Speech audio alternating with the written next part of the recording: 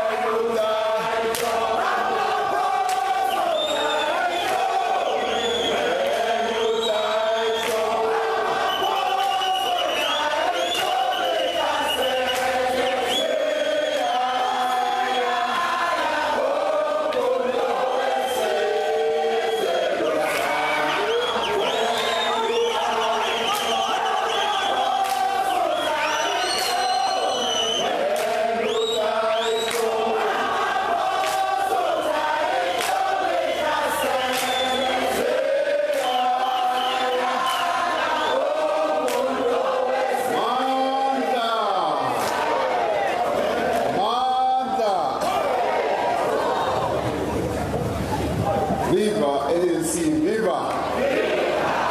Amandla! Forward Mpumalanga, forward!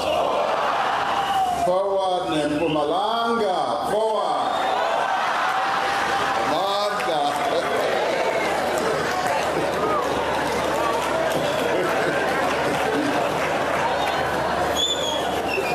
Comrades, thank you. Thank you, Provincial Chair, for giving me this opportunity. Let me greet all of you delegates who are here. Having held what I hear has been a very successful, dignified provincial conference where there was no incident.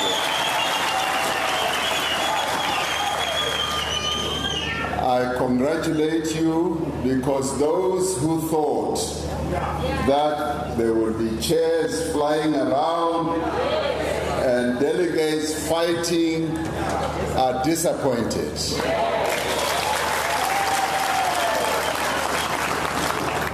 So congratulations to all of you comrades for being as disciplined as the forebears of our organization and the founders wanted to continue seeing in our organization.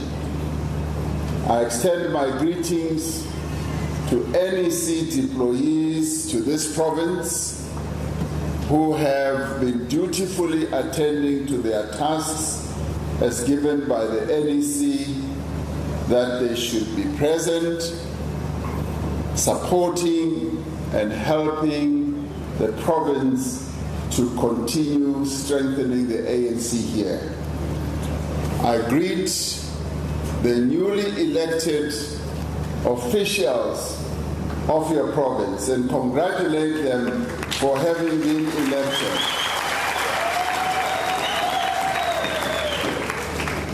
Your election of of your officials shows that you have great confidence in the leadership of Comrade Manda Ndlovu and the comrades that you have elected him with.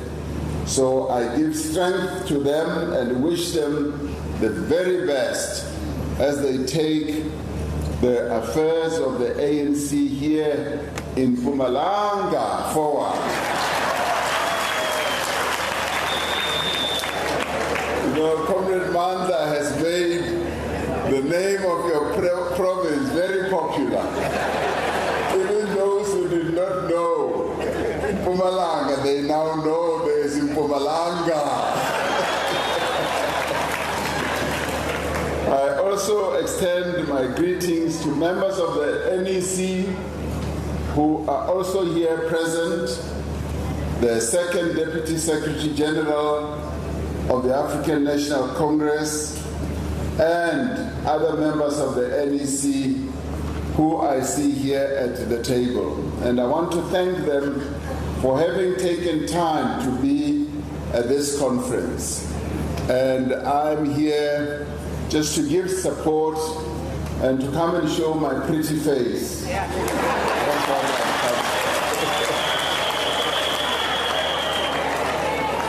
So I also extend my greetings in advance to those members of the PEC, additional members, who have been nominated and whose votes are being counted as we speak.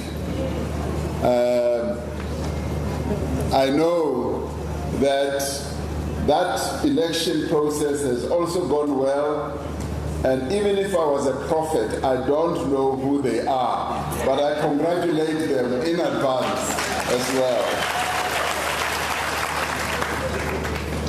And I extend my greetings also, comrades, to the leadership of our leagues who have been at this conference, the ANC Women's League, the ANC Youth League, the ANC Veterans League, and the MKLWV as well. And also the leadership of our regions, all the regions who are here and their leadership. I also want to extend my greetings to Kgoshi Mokoena, the President of Contralesa. It's a real joy and pleasure to see you here, Kgoshi. And all other traditional leaders and the leaders of the mass democratic movement structures and progressive civil society, most importantly, of course, our religious leaders as well. Comrades, your conference is taking place as a democratic organization in accordance with our Constitution. Our Constitution dictates that conferences should be convened regularly to undertake three specific tasks. Firstly, to assess the state of organization in the province from a political, organizational, as well as in terms of governance point of view, and to look at the conditions of our people in terms of how they live and whether we are making advances to make progress in their lives. Secondly, to discuss policies that should guide the work of the African National Congress, but also to guide the direction our country should be taking on a number of issues, and to take resolutions that will guide the ANC and the alliance as we fast-track socio-economic transformation as well as to improve service delivery. And thirdly, to elect a leadership collective that is fit for purpose and that is also equal to the task of carrying out the vision and the mission of the African National Congress in the province. That is what you have gathered here to do. And I am informed that by all measures you have executed that task. You have been in commissions and you have taken resolutions in your commissions, and that this conference was not just to come and elect leaders. It was also to discuss policies and take resolutions. So I congratulate you because you have worked in accordance with what our Constitution prescribes. So congratulations, you can get AAAA on all the issues. And in this regard, ANC conferences obviously must be preceded by meetings, general meetings of our membership that play an important role in the political life of our movement, and the principal task of all of you, therefore, as delegates, has been to take forward the vision and the mission of the ANC. Now, the people in this conference, and indeed the country as a whole, expect leadership from the ANC.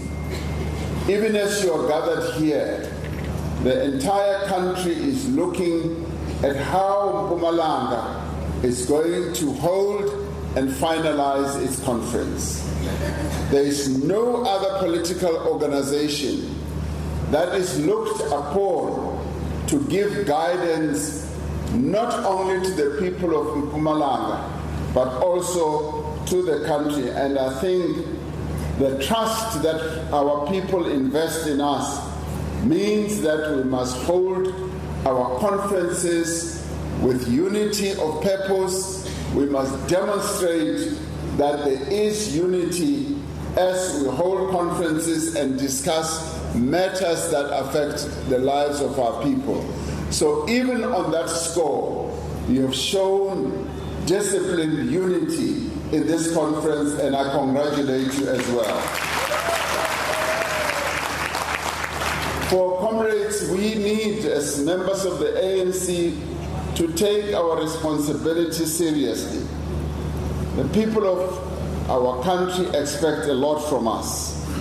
And as delegates, therefore, you have lived to that.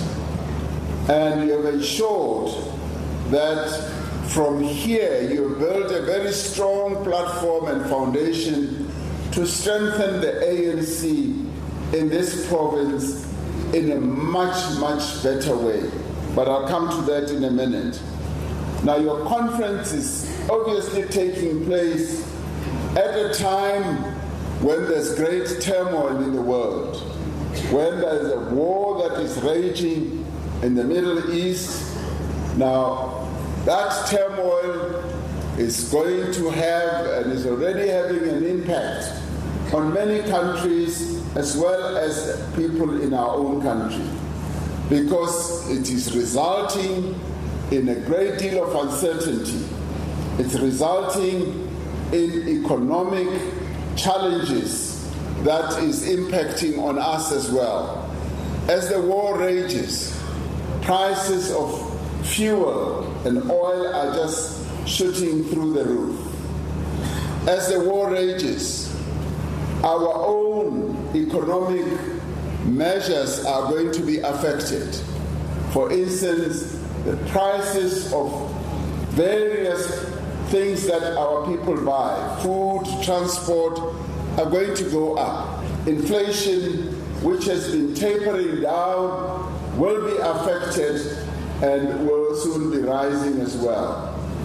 As the war rages, the central bank, the South African Reserve Bank, will now be having a difficult problem of what to do with interest rates.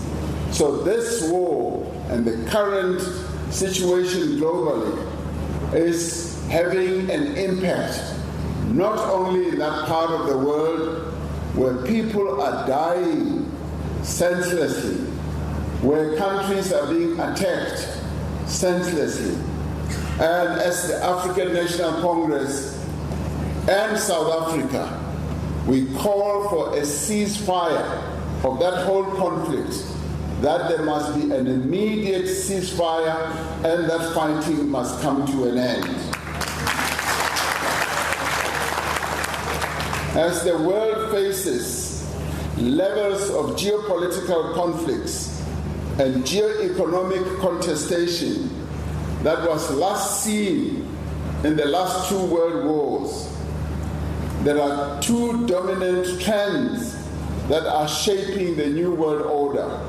On the one hand, we see the rise of China, but we also see the rise of the global south, where we are. And that is driving contestation. And on the other hand, we see the global north reasserting its erstwhile dominance by all means necessary, even undermining and dismantling the international system that was established after the Second World War. And we in the global south are insisting on a more inclusive and equitable system of global governance, as well as a global economy stability. And we say that those who want to conduct the affairs of the world based on might is right, that because they are mighty, they are right. We will continue to say, we will hold on to our sovereignty. Our sovereignty is sacrosanct. And as a country and as a nation, we refuse, as I've said before, to be pushed around. We refuse to be bullied. We will stand firm on our sovereignty. When it comes to our domestic situation, South Africa has stood its ground in the face of these very powerful global forces. So we have taken a principled stance that we will be principled in pursuing our foreign policy. And Comrade Lamola, who is here, is leading that process of making sure that our foreign policy is based on principle. And we have committed and continue to commit our support to the people of Palestine, people of Cuba and Western Sahara in the face of the challenges that they face. And we say we will continue to stand with them in all the challenges that they are facing, and we will support them. And we will also continue to support various other people on our continent who are going through great hardships. The people in the Sudan, the people in South Sudan as well, we will continue to support, and we will support the resolution of conflict through peaceful means, and we will continue to get involved where we are given the opportunity to do so. Last week, we organized one of the biggest multi-sectoral and multi-stakeholder mass actions, the People's March, which was attended by tens of thousands of people who made it clear that South Africa will not be bullied and our constitutionality is enshrined in our sovereignty. And that, comrades, was so successful, and I do know that Mpumalanga also participated, as did other provinces. And we thank you and congratulate you for having participated in that march. And we shall continue to defend the important gains of our freedom as we tackle the immense challenges that we face.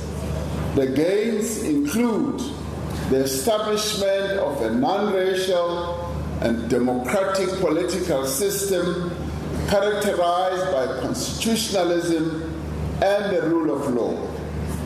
Our constitutional democracy lays a firm foundation for transformation by mandating the democratic state to redress the inequalities and inequities and imbalances of our terrible political past. We have, as we all know, invested huge resources and have massively expanded a number of basic services to our people. And we spend up to 61% of our 2 trillion rand budget on the social welfare of our people. And that is the commitment that the ANC right from the beginning made under the presidency of President Nelson Mandela, and that commitment continues and it grows stronger and stronger.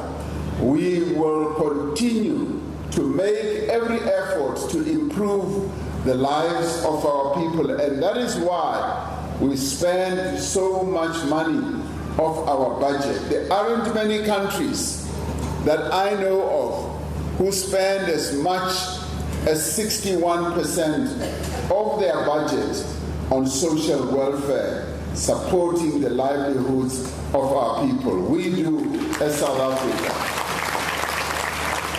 We have also put in place measures to restore dignity, to ensure that the rights that were taken away from our people, like workers' rights, rights of freedom of the press, through laws and policies and our justice system, through our Chapter 9 institutions, are strengthened and are vested in our Constitution, as we are mandated by that very excellent Constitution that we call the birth certificate of our nation.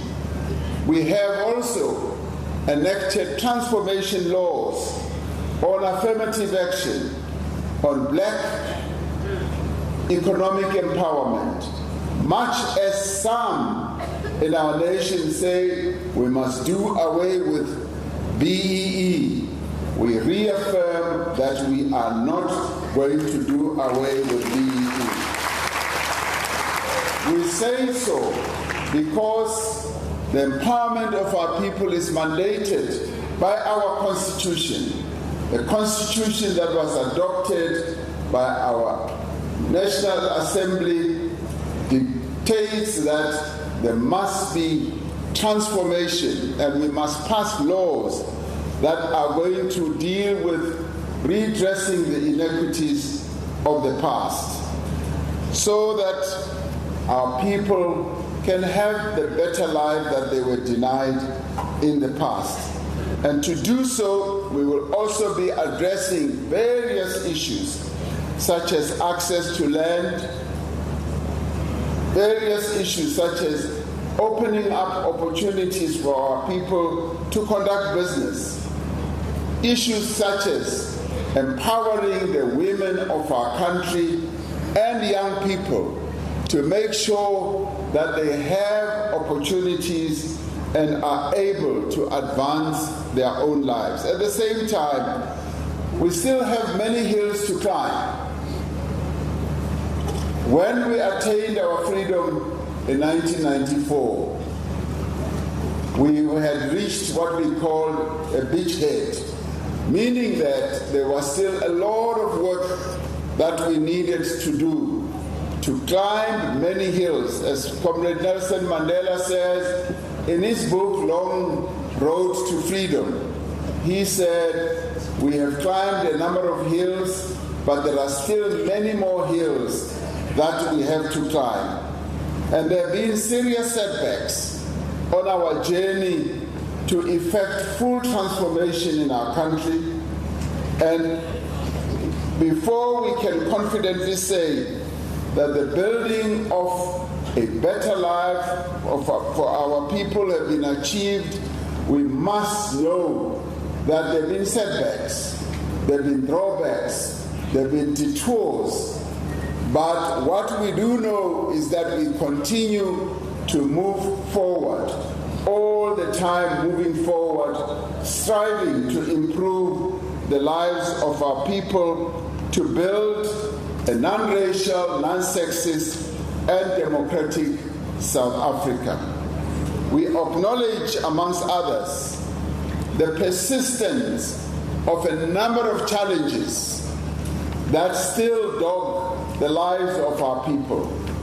We acknowledge that, and we know them. Unemployment, poverty, and inequality are still prevalent amongst our people, and these are the challenges that continue to make us committed to advance forward. The fact that the last 15 years economic growth has been quite minimal, in fact has been meager, leading to persistent high levels of unemployment and poverty, is something that is of great concern to us. State capture, public and private sector corruption, illicit financial flows and fiscal challenges, and growing inequality have undermined the capacity of the state, its accountability to our citizens, its ability to effectively fight crime and ensure safer communities. And this has manifested itself in declining public trust.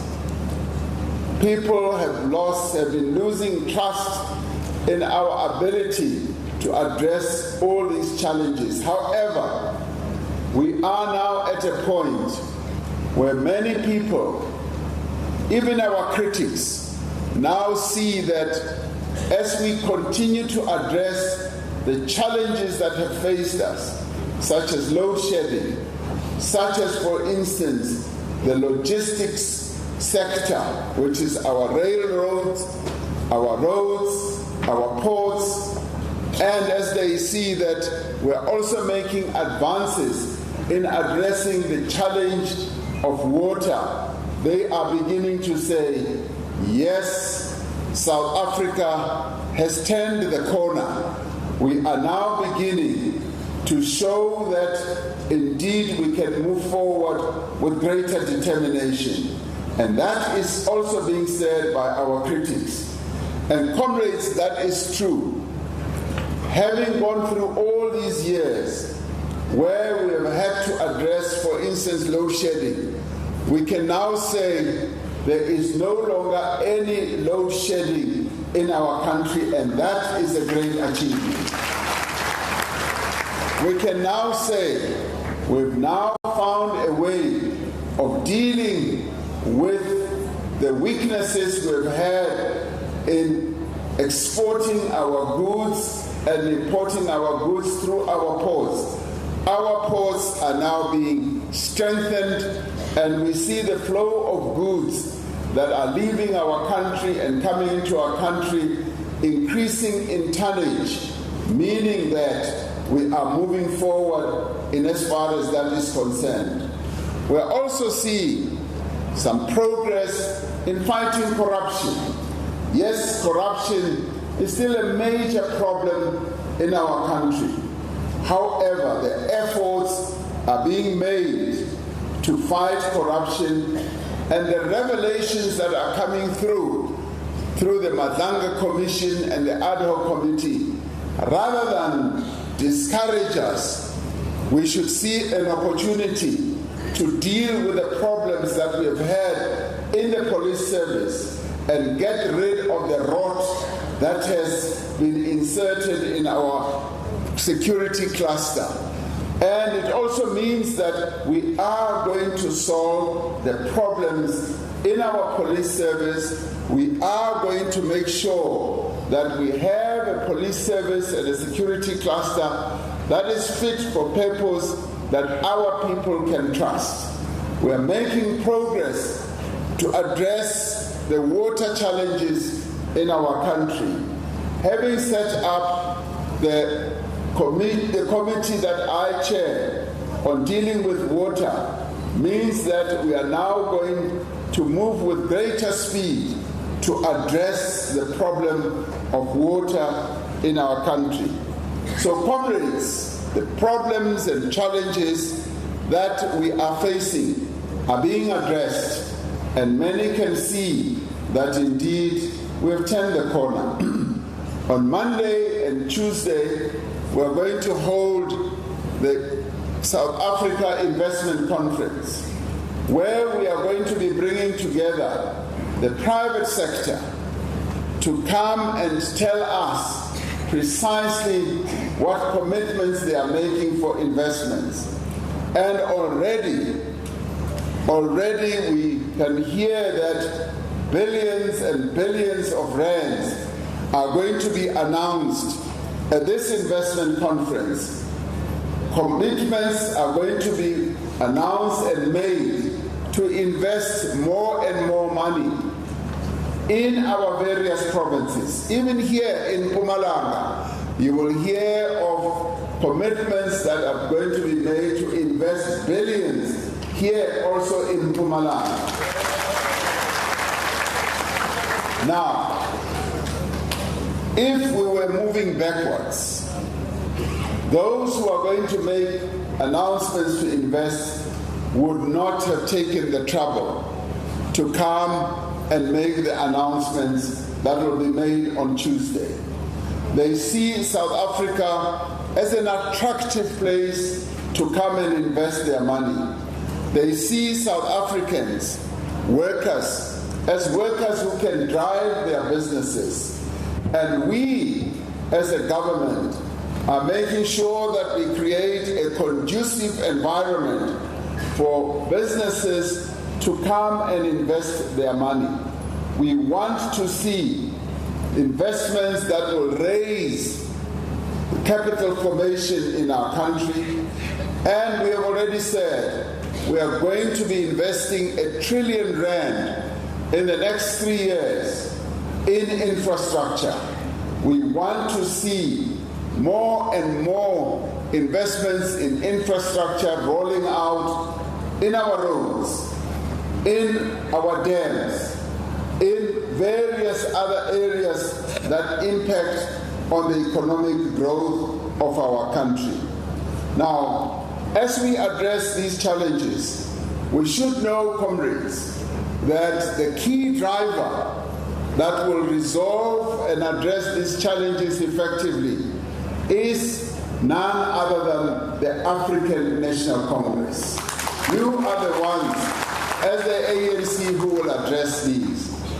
Now, of course, we faced a setback in 2024 during the national and provincial elections. We had a setback, as Comrade Manda said earlier, where we lost our majority and had to form a government of national unity.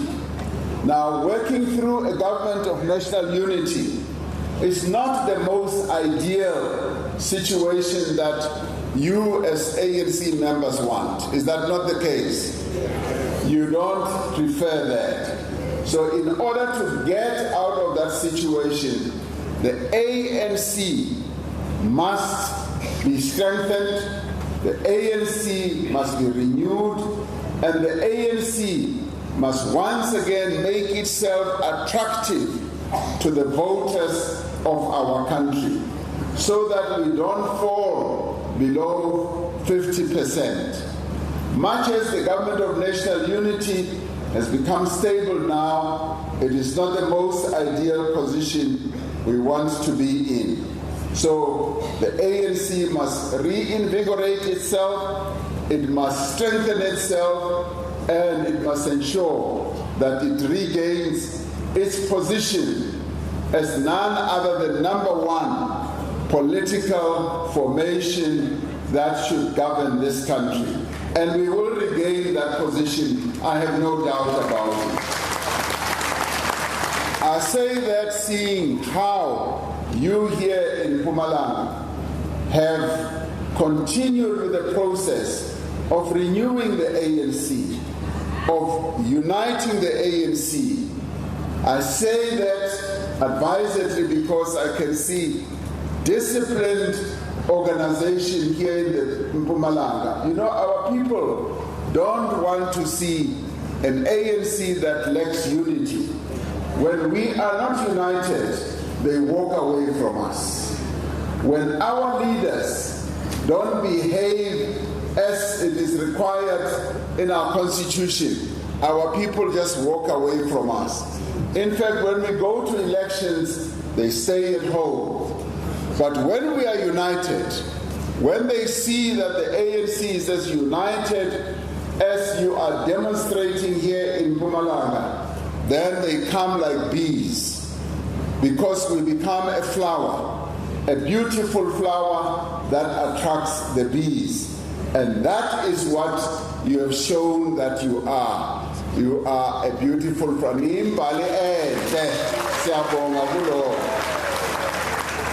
So in the end, we must renew ourselves or perish.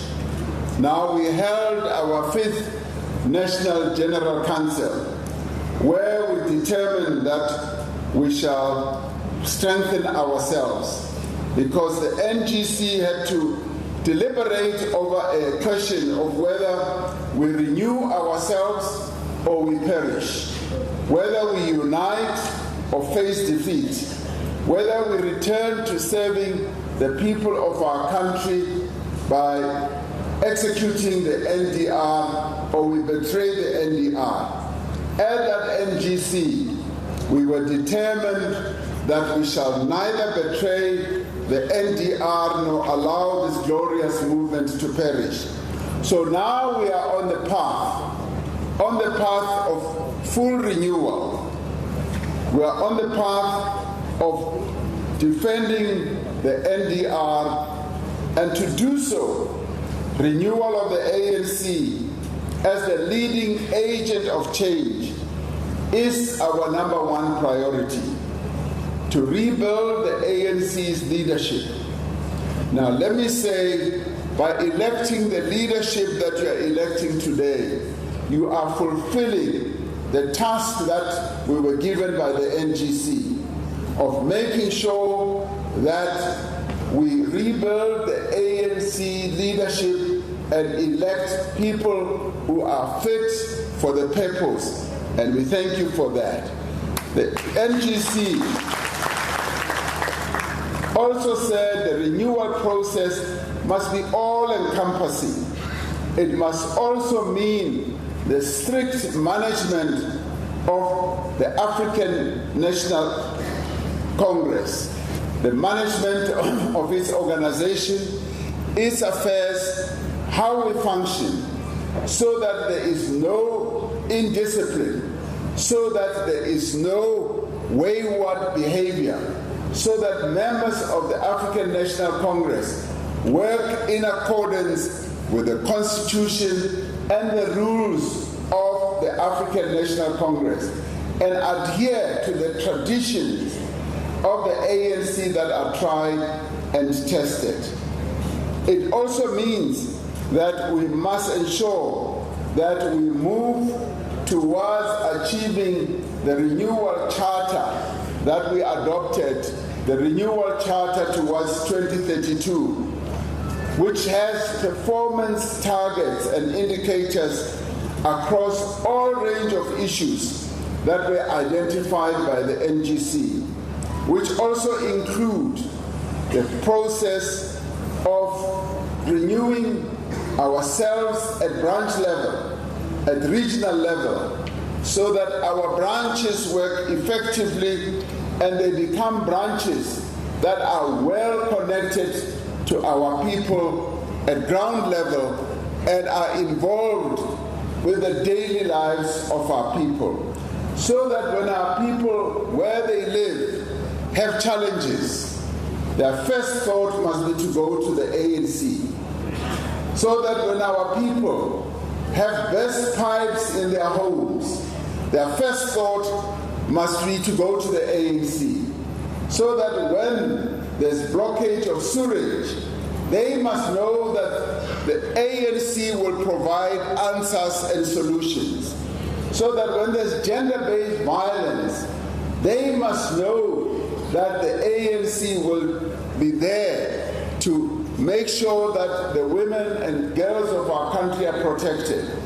They must also know that when there is crime in their area, it is the ANC that will be leading the process of community policing forums to make the areas where our people live safer, working together with the police. In other words, the ANC must be the go-to organization by our people as they face their daily challenges.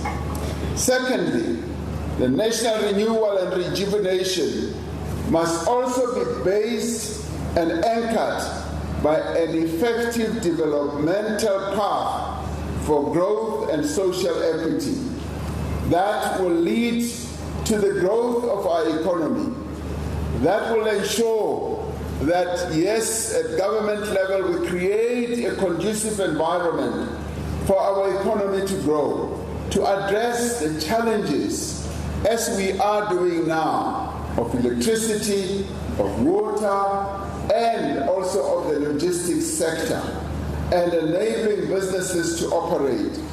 Now, it also applies to us, in case we think that this only applies at a national level. It doesn't, comrades. It also applies to us at the local level. It is at the local government level where economic growth is generated, because businesses don't operate at the union buildings.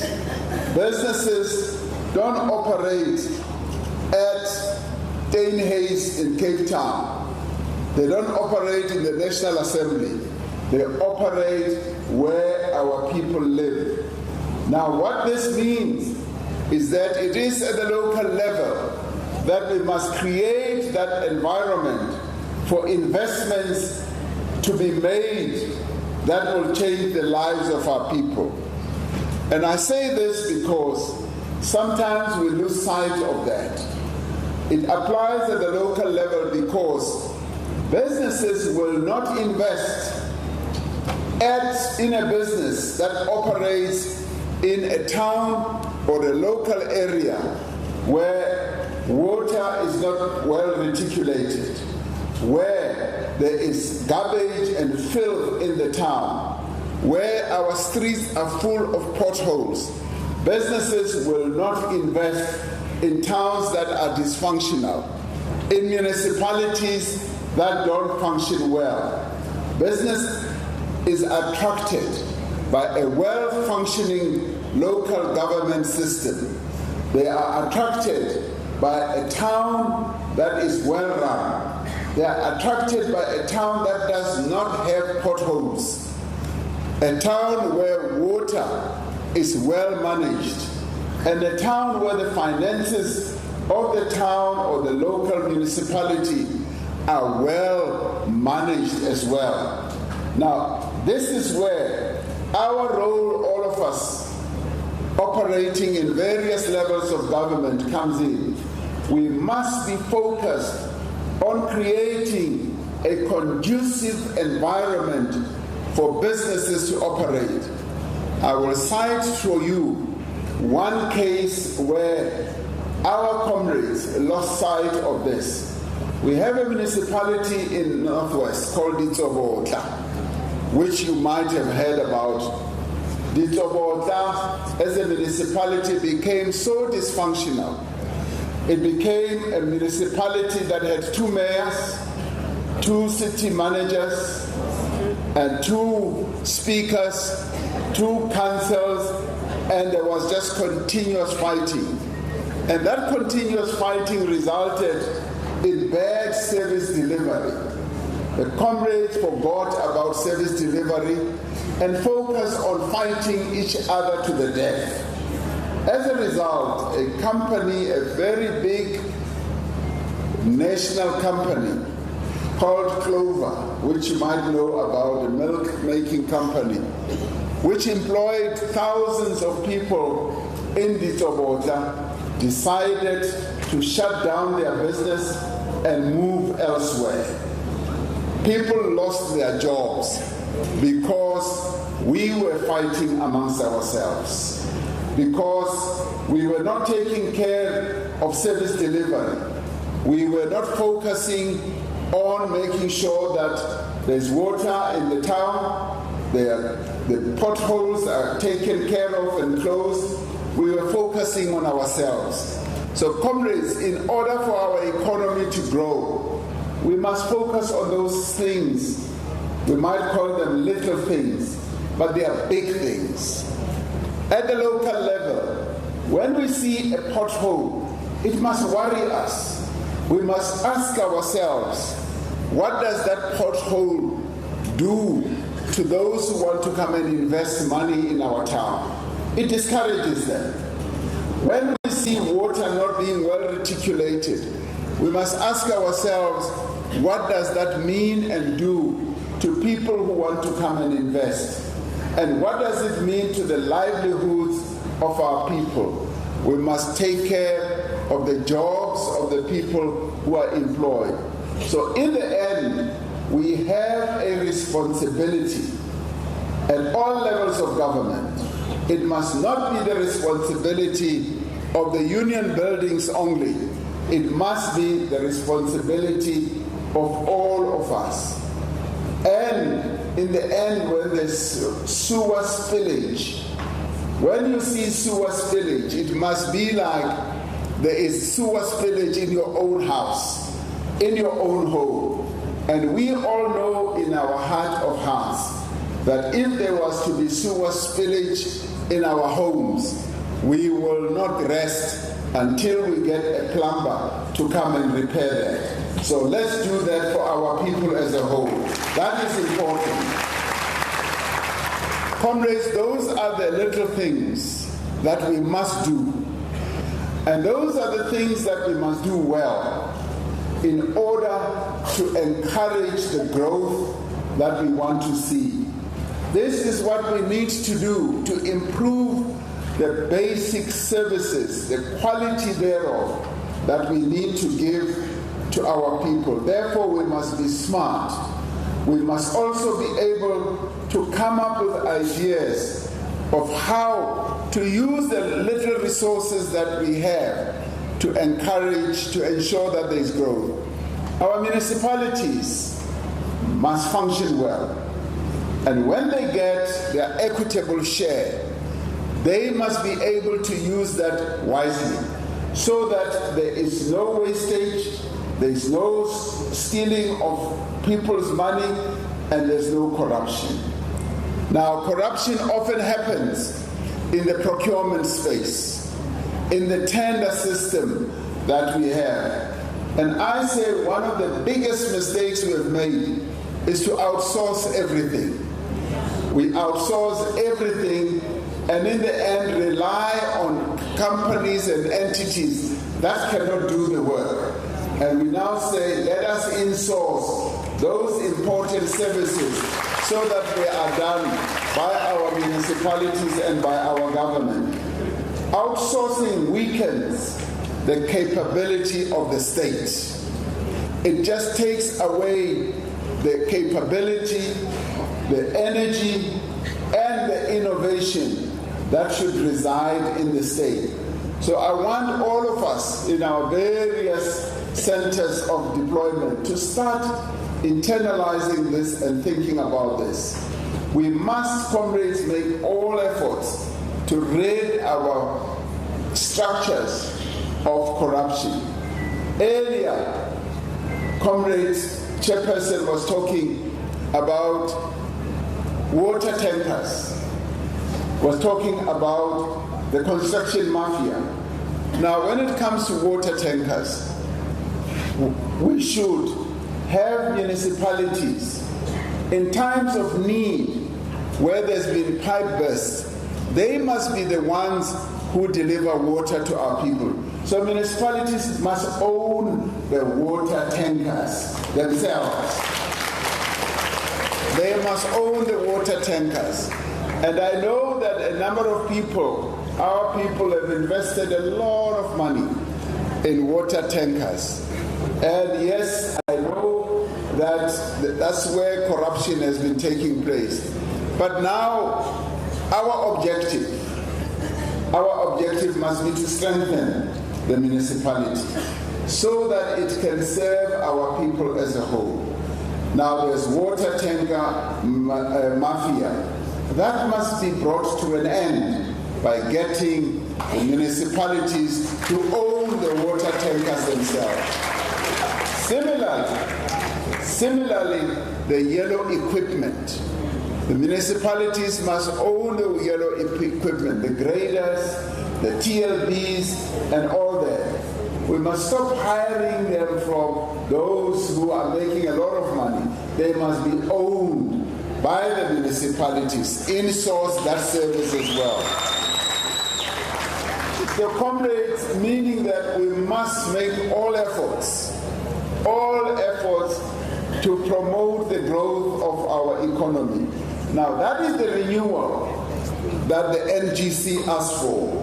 When the NGC said renewal in all its ramifications, it also meant that we must strengthen local government and make sure that through the local government action plan, we are able to strengthen local government. As it is now, local government is the weakest level or leg of government as a whole. So local government must be strengthened so that we can accelerate delivery, we can embark on infrastructure development and maintenance projects. Now, one of the terrible things which I call a crime against our people is when, for instance, local government structures do not spend the money that they are given as grants, where the money is sent back to Treasury. When local government is given money, the money must be spent in the interest of our people. It is crime, it's a crime not to spend the money and then give it back to National Treasury. And I think I know why it is not spent. It's not spent because of lack of capacity, but it is also not spent because comrades are fighting amongst themselves of where the tender will go. And that in itself must be brought to an end. We know that that is what is happening. And we must, at all times, comrades, focus on the interests of our people. That is what the ANC lives for. This is what the ANC was established for, to always advance the interests of the people, not individuals. That is what we are meant to do. So this is going to require all of us to focus on what we do. And it is for that reason that we say we must monitor and evaluate what is being done on a continuous basis. We must evaluate the performance that our local government is engaged in. And therefore, what this means is that in the end, focusing on local government then prepares us for the 2026 local government elections. And the other important task that we were given, or priority we were given by the NGC, was nation building, social cohesion, and the empowerment of our people. And to unite society behind the transformation process which will be manifested through a better life. And what this means is that as this year is the 30th year of celebrating our Constitution, we will be having the national dialogue around the length and the breadth of our country. African National Congress structures must participate in that national dialogue, where our people will be in conversation about building and constructing a social compact that will take our country forward for many years to come. So the ANC structures, through our branches, because this will take place at ward level, must participate effectively in those dialogues. January 8th statement gave us a number of tasks, and I'll just go quickly through them. The January 8th statement, as you know, gives us tasks for the year. The first task was to fix local government and improve service delivery. Comrades, I don't need to overstress this one. This one is a given. As we leave this conference, our main focus must be how we strengthen our local government, how we get rid of the problems that beset our local government, how we begin to move towards professionalizing the public service that works in our local government, and how we reduce and eliminate political interference that leads to us appointing wrong people in key positions who are not able to do the work that they should do. What we should focus on is to get the right people we know are capable, who will be able to do the work properly. I often say that, it's like when Bafana goes to play in the World Cup in the United States, Mexico, and Canada. We want the coach to deploy, people who are capable of representing the country properly and playing to win the World Cup. That's the type of players that we want the coach to deploy. Now, it will be all wrong if the coach were to appoint, any one of us sitting here at the table and say we must go and play for the country, or to appoint me to go and be a striker for Bafana. You already know we have lost. Sesi Lucy, the World Cup. So the coach must appoint people. Even as they are as tall as Comrade Lamula here, we know that he will never win the World Cup for us. So sometimes that's what we do. We know that this person is not capable, can't do the work, but we appoint that person to come and be city manager, town manager, chief director, head of department, and so forth. We must move away from that, and we must get capable people, experts who know what they are doing to advance the interests of our people. And comrades, believe you me, the improvement of education of our young people is quite effective. Many of our young people are getting into very good professions. They are becoming so capable. They are becoming so good in what they do. And we need to trust their capability and bring them into positions and develop them so that they do the work. We must not be afraid to bring in young people. We must not be afraid to bring in women, because the women of our country even have greater knowledge and capability.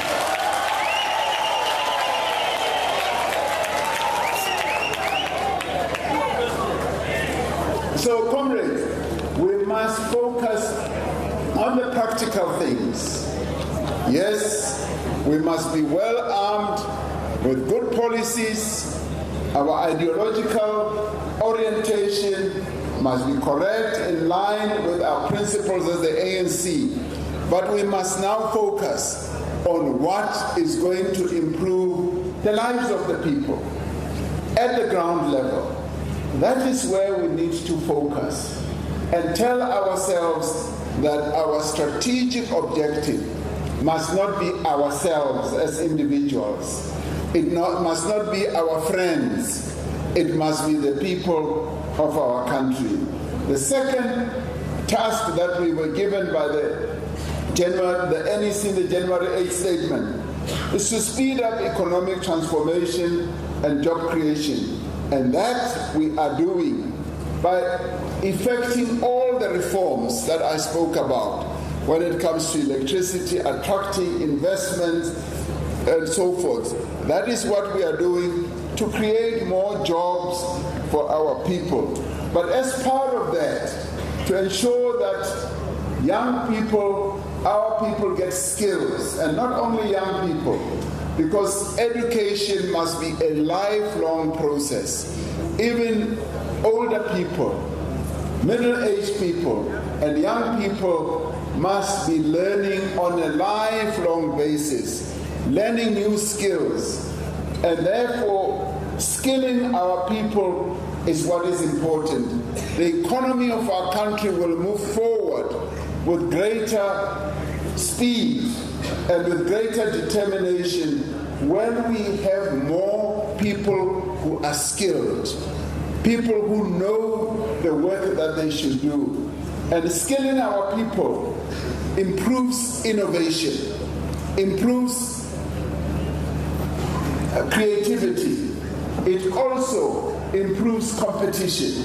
And competition is good because as people compete amongst themselves, they get better and better all the time. So the skills process, which we call the National Skills Revolution, must be enhanced. And that is why I am saying we must now match skills formation with jobs. Those who are given training in skills, we must not just train them and leave them to be unemployed. We must train them and make sure that the matching process is jobs. And that is why I'm saying our CETA process or environment must be completely transformed. We must now focus on the dual system. You train so that people must get jobs immediately. Not tomorrow, not next year or 5 years later. They must get jobs quickly. Because this process of having young people trained, we take them to school, pay all the money, they get their degrees or diplomas, and in the end they become unemployed. It's unacceptable. We must now change direction. And doing the same thing that yields not good results is something that we must leave behind us and do things in a more effective way that will lead to progress. The third task is to wage war on crime and corruption, and particularly gender-based violence. We must make sure that we rid our country of gender-based violence. The women of our country continue to cry out that they are being violated. Their rights are being violated, they are being killed, they are being beaten up by their partners, and they are being raped. And that must come to an end. And therefore, it is the African National Congress that must be in the forefront of ridding our country of gender-based violence. And we must talk about it. We must make sure that the men of our country respect the women and girls of our country. And it must not end up with just talking.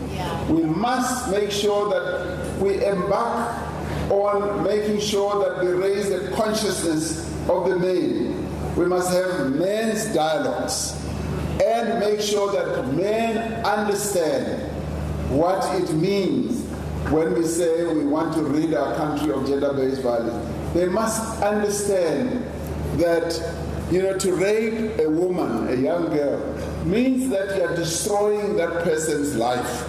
It's almost like murder, because a person who has been raped has their lives violated, their rights violated rather, and their life destroyed, because that will continue dogging them for the rest of their life.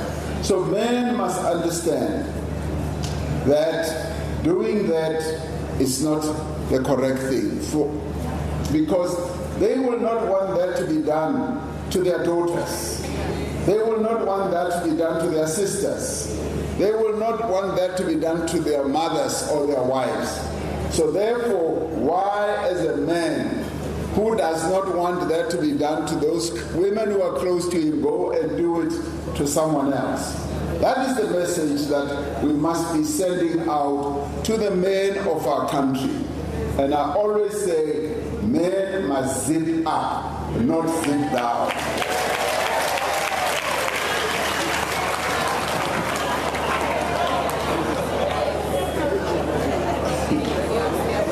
Lamula is laughing.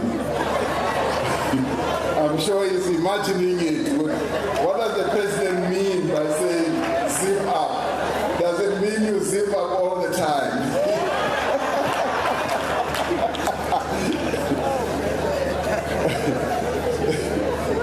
Now the other task we were given, comrades, was to make our renewal visible. Our people must see visibly that the ANC is on the renewal path. Now, again, I applaud you. The people in Mpumalanga who are looking at how you hold this conference today can see visibly ukuthi ANC ngempela baziphathe kahle. They are seeing because it's visible. Because when we fight, they see it's visible. Today they see it's visible. But it also means that in our branches, where our people live, as I was saying, and I want to stress it again, we must be visible. Not only by wearing our t-shirts, ngezenzo zethu. Abantu basibona ukuthi lo waka ANC noma ngafakanga i-t-shirt uma elele noma evuka uka ANC simbona kanjani ngokuziphatha kahle. That is what our people want to see.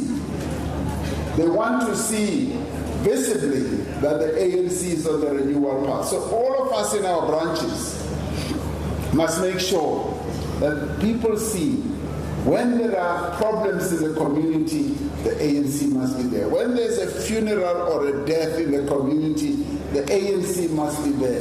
When there are challenges in the community, people who are disabled or whatever, the ANC must be there to help them. When there's hunger in some households, it is the ANC that must be seen to be there. So that is what the NEC said in the January 8th statement. Our renewal process must be visible, but it must also be irreversible. It must not be done today and tomorrow I say. It must be irreversible, it must be seen all the time. And of course, the other task we were given was to make sure that we build a better Africa and a better world. So comrades, in the end, what does that mean practically? What it means practically is that as we strengthen our branches, we are making them ready for the 2026 local government elections. I'll be soon announcing the date on which the local government will be taking place. And that will be like the whistle that is blown to start the race towards preparing for the elections. We are less than 9 months from those local government elections, and we must ensure that all branches, and all branches are present here, get ready with their BETs, and that those BETs function well, and they all have their VD coordinators in place. And the guide on the branch program of action sets out the immediate election tasks. I'm sure Comrade Mbombela, who was here, I believe, will have outlined precisely what needs to be done.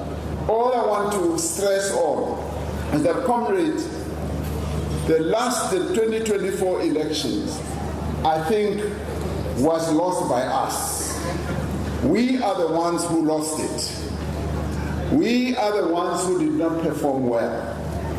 We did not go out to reach our people. We firstly did not go out to register many people, and particularly young people. We are the ones who were negligent, who did not execute our tasks. We are the ones who did not embark on the door-to-door campaign and process. Mpumalanga has always been known as a province that delivers high votes for the African National Congress. That we were at the level we were in 2024 is something that should worry all of us. We should be saying to ourselves, we dropped the ball. And this time round, comrades, this is probably the last time I'll talk to you as a conference, other than coming to where you are to campaign with you. I want to stress that this time round we must focus on what will make us win the elections. Our people, particularly here in Mpumalanga, still love the African National Congress. There's no other party that they love more than the ANC. They love the ANC. But it's us who make them become disaffected with the ANC. So we must go out and win their love back. Ilento ukuthi uma uhlukene nomuntu omthandayo ngezenzo zakho, you must do a lot of things. Ucela uxolo ukwenza lo ufuna ukuthi ukwenze, and ube nalento ye-love back.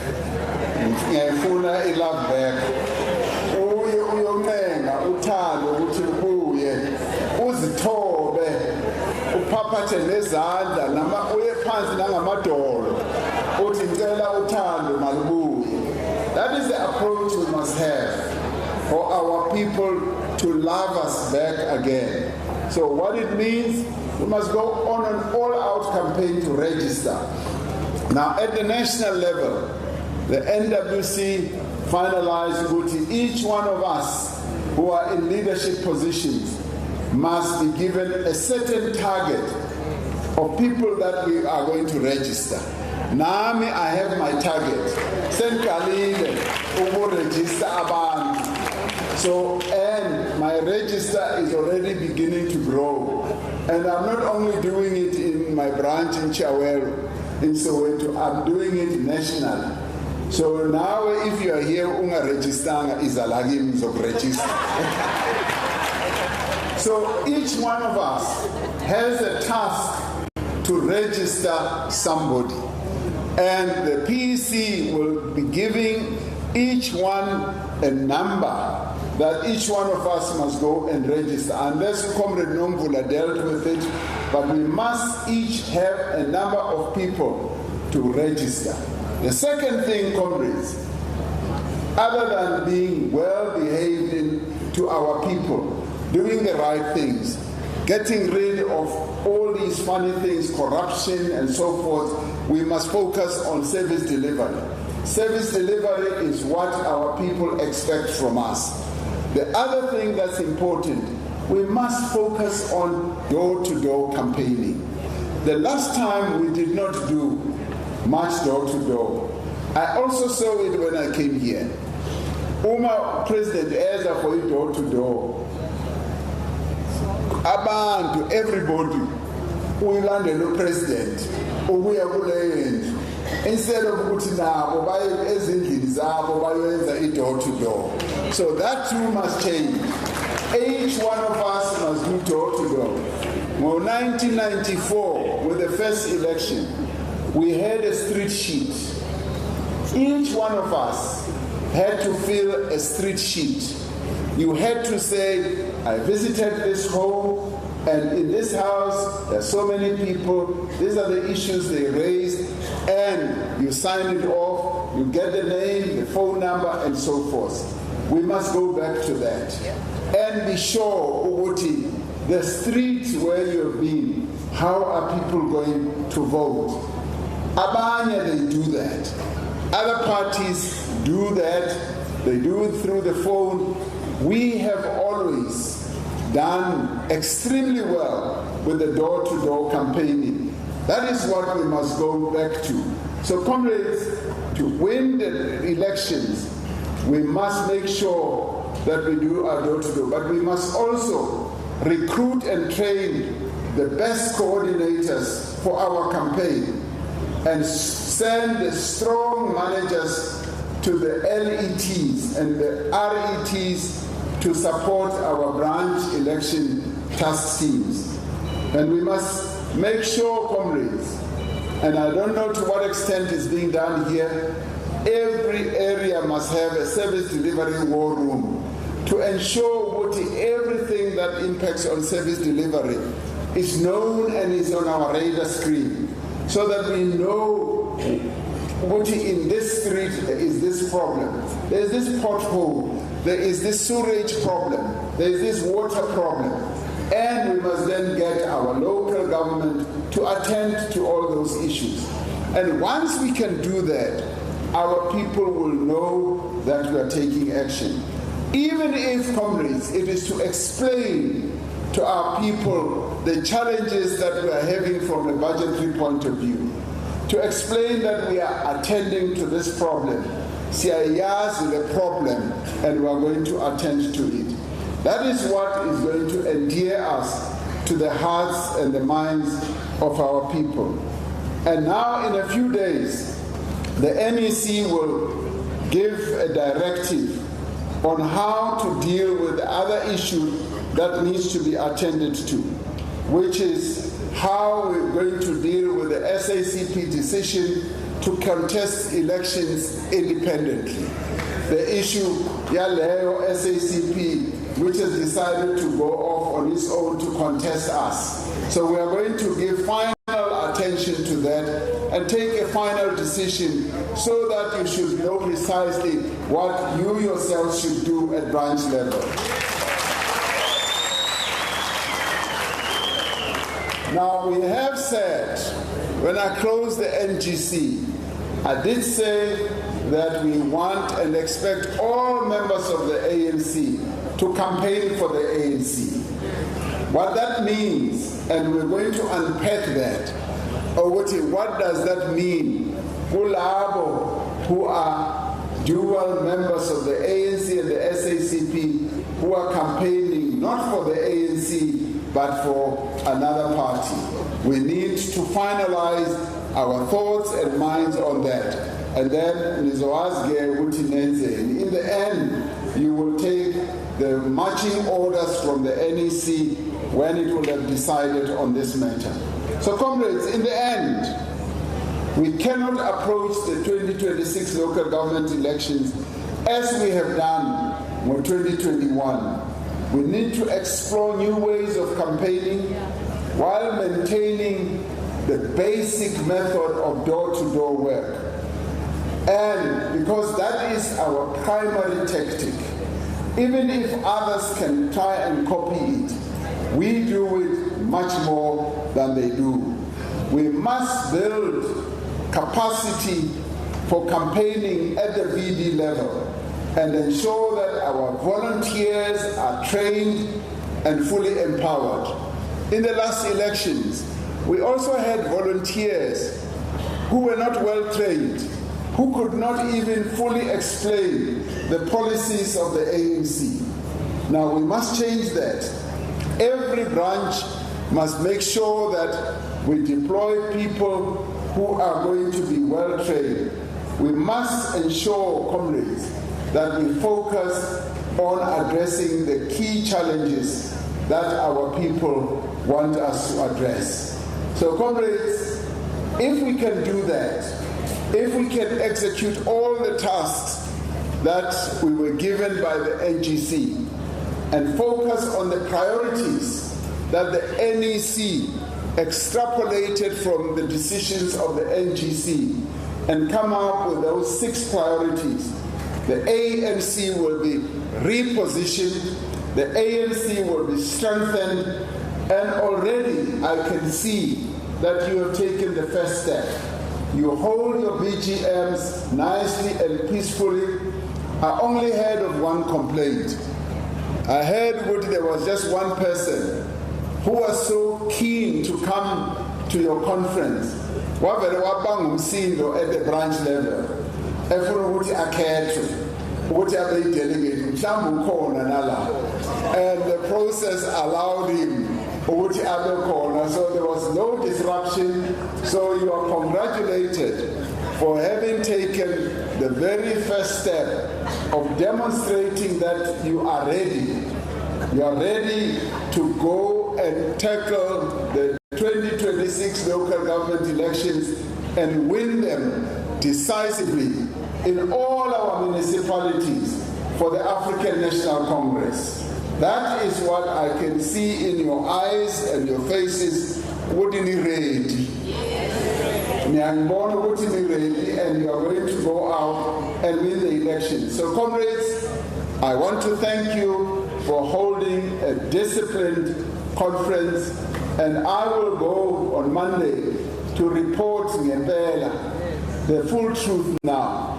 The second DSG uzofaka i-report ehlobisiwe, mina ngizofaka i-report yempela ukuthi ngibambe i-conference